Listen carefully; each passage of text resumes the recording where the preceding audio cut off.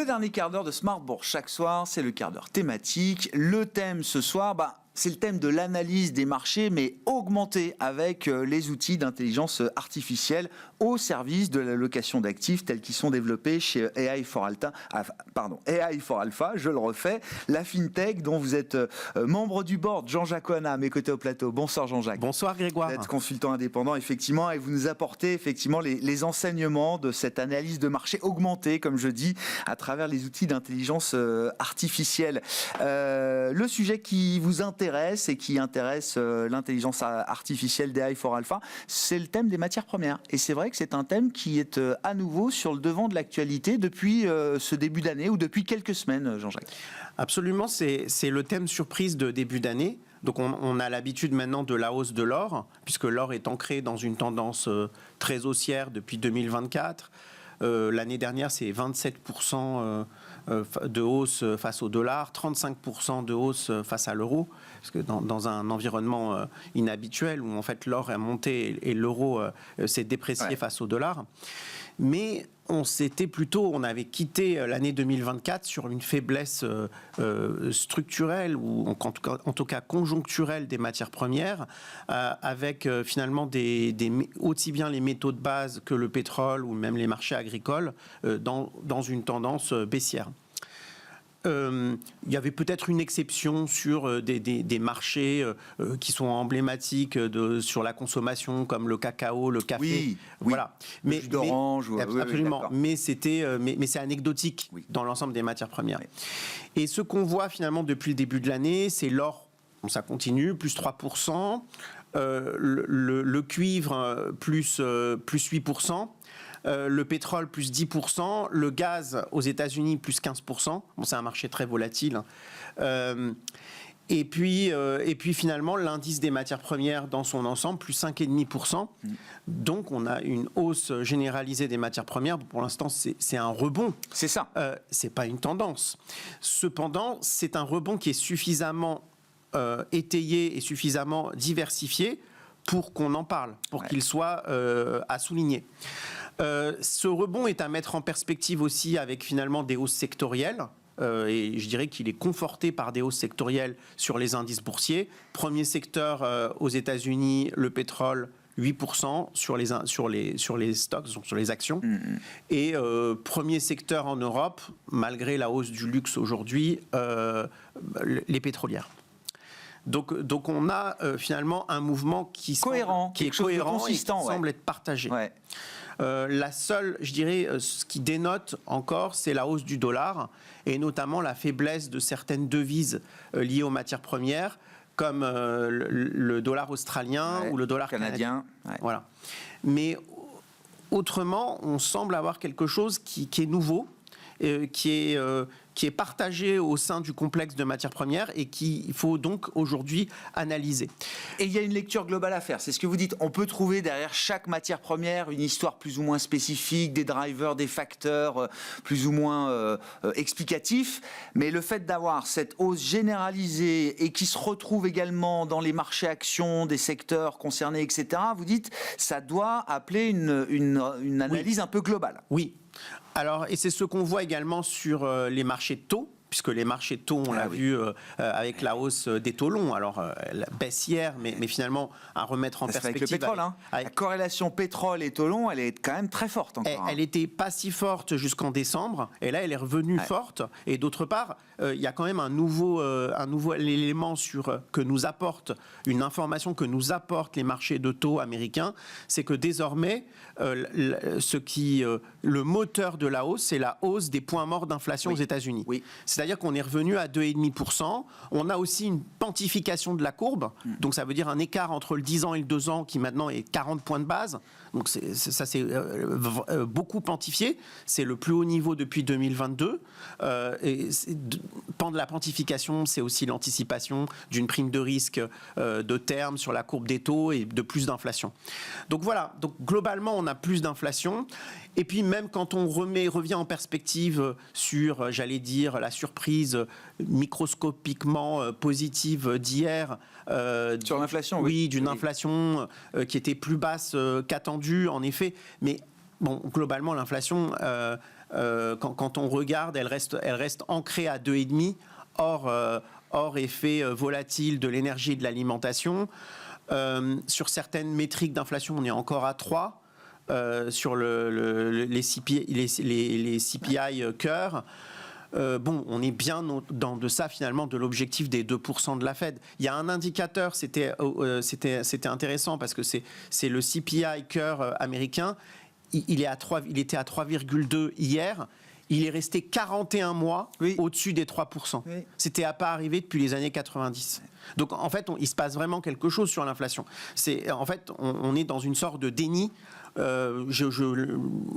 Sans mentir, certains banquiers centraux aussi, en disant oui, on est sur la bonne piste, on est sur la bonne piste. C'est le dernier kilomètre. Voilà, et en fait, on n'arrive pas. Il en fait déjà 100 le dernier kilomètre. Voilà, et peut-être qu'on récède, mais on récède beaucoup trop lentement par rapport à l'objectif auparavant. Et ce qu'on voit, c'est que depuis que la Fed a baissé ses taux, on a une accélération des break-even, c'est-à-dire des points morts, donc des anticipations d'inflation, qui est rapide. Ouais. Donc on voit très bien que dès qu'on relâche la contrainte sur la politique monétaire, on a tout de suite quelque chose qui réaccélère. Donc il y a des événements qui sont plus, comme vous l'avez dit, qui sont spécifiques aux matières premières, chacune des matières premières. Par exemple, le pétrole, évidemment, il y a une saison hivernale qui est très froide. Il y a des stocks de gaz qui sont très bas en Europe. Il y a un approvisionnement énergétique qui pose vraiment problème en Europe. Mais aux États-Unis aussi, même si les États-Unis sont le premier producteur mondial de très loin, en fait, on voit que maintenant, il y a des sanctions contre la Russie, mais aussi contre l'Iran. Donc ça fait pas mal d'offres qui est sorti du marché. Peut-être demain le Venezuela, on verra ce que fait l'administration Trump là aussi. C'est bien possible. Il y a des possibilités d'intervention militaire contre le régime des Mollahs. On ne sait pas, mais c'est pas aussi à exclure. Donc il y a une série finalement de problèmes géopolitiques conjugués à des problèmes climatiques aussi liés à la saison. Qui font que finalement, il y a un manque d'offres de pétrole. Alors, il y a eu la Chine qui a constitué une aide, enfin la baisse de la demande chinoise, qui a été un amortisseur à finalement la tendance haussière du pétrole. Et c'est ça qui a permis de maintenir le pétrole dans sa fourchette basse entre, si vous voulez, 70 et 90 $. Maintenant, on est revenu à 81 $, donc pile au milieu. Mais maintenant, on voit bien que la Chine essaye de relancer. Peut-être qu'à un moment, ça va un peu marcher. On le voit peut-être aujourd'hui avec la hausse des marchés du luxe. Bon, c'est à temporiser, on verra. Mais encore une fois, le pire n'est pas certain non plus pour la Chine. Et d'autre part, on voit bien qu'au-delà du pétrole, il y a un rebond qui est assez général sur les métaux précieux. L'ensemble du compartiment. Sur le platine, sur le palladium. On voit aussi, par exemple, les métaux industriels rebondir, même au-delà du cuivre. J'allais dire que si, par exemple, en fait, il y a des transferts de consommation de matières premières. Par exemple, si ceux qui nous disent, oui, la demande de pétrole va peut-être, en tout cas, la croissance de la demande va fléchir parce qu'il y a de la consommation de véhicules électriques. Oui. La consommation de véhicules électriques ou la transition énergétique. Oui, ou c'est le cuivre. Oui, ou il y a un remplacement. Platinium ou d'autres. Oui, bien voilà, sûr. donc en fait, si on n'a pas la croissance sur une matière première, on a la croissance sur une autre. En réalité, c'est un transfert. Donc, finalement, quand on remet tout cela dans ce contexte, on voit qu'il se passe quelque chose, que c'est vraiment à suivre, parce que finalement, on voit que l'inflation est peut-être provoque aussi la hausse des matières premières, mais en retour, la hausse des matières premières peut régénérer de l'inflation. Et il est assez ironique de voir hier le marché rebondir sur les meilleures surprises sur l'inflation aux États-Unis et dans ce contexte de voir toutes les matières premières monter fortement hier.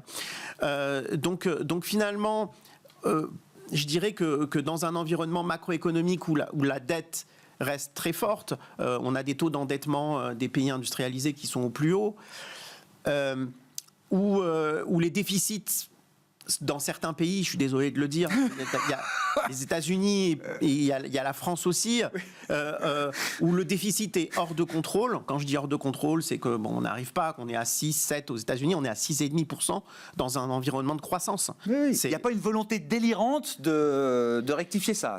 Oui. Alors, il y a certains discours, etc. Oui. Mais en fait, on s'aperçoit que finalement, pour l'instant, ils ne résistent pas à la réalité, à l'épreuve de la réalité. C'est-à-dire qu'encore une fois, les États-Unis vont redevoir encore relancer en Californie, vous voyez, par exemple, par rapport aux conséquences des incendies.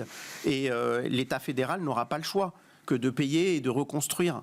Et donc, il y a encore une fois un effet inflationniste potentiel, avec un manque de capacité sur la construction, peut-être un manque de matériaux, etc. Tout cela n'est pas négatif, c'est positif sur l'économie, mais c'est inflationniste aussi. Et de la même manière, même si on commence à avoir en France ou en Europe des gouvernements qui ont des velléités de réduire le déficit, en fait, on se heurte à des principes de réalité qui nous en empêchent, en tout cas partiellement. Donc de ce point de vue-là, dans un environnement où le déficit est compliqué à résoudre, finalement, il y a un principe physique, j'allais dire, qui s'applique. C'est, si vous voulez, c'est le principe de moindre résistance. Vous savez qu'on emprunte toujours le chemin de moindre résistance. Et ce principe s'applique aussi à la macroéconomie. Et le chemin de moindre résistance, c'est le chemin où finalement les banquiers centraux sont un peu complaisants. Oui, 2,5, c'est pas si grave. Voilà. C'est le chemin où les banquiers centraux baissent les taux alors qu'ils ne devraient pas forcément le faire, ou sont plutôt accommodants. Ouais. Et donc, c'est le chemin de moindre résistance, c'est celui de l'inflation. Ouais. Et donc, le compartiment des matières premières, dans son ensemble, est un hedge anti-inflation, c'est ce qu'il faut comprendre. Absolument. Et c'est un compartiment à surveiller. C'est un compartiment aussi qu'utilisent les fonds que nous décryptons chez AI4 Alpha. Par exemple, aujourd'hui, dans les fonds qui sont dits risk parity, c'est le principal moteur de performance depuis le début de l'année. Ah ouais, donc, c'est à surveiller. Effectivement, oui. Toutes les approches CTA ou autres sont évidemment exposées à ces grands marchés de matières premières. Merci beaucoup, Jean-Jacques. Merci pour ce focus sur la thématique des matières premières qui marque effectivement ce début d'année. Il y a les taux, il y a le dollar et les matières premières. C'est le triptyque clé de ce début d'année. Jean-Jacques Ohana, consultant indépendant, membre du board de la FinTech AI4 Alpha, avec nous dans ce dernier quart d'heure de Smart Bourse ce soir.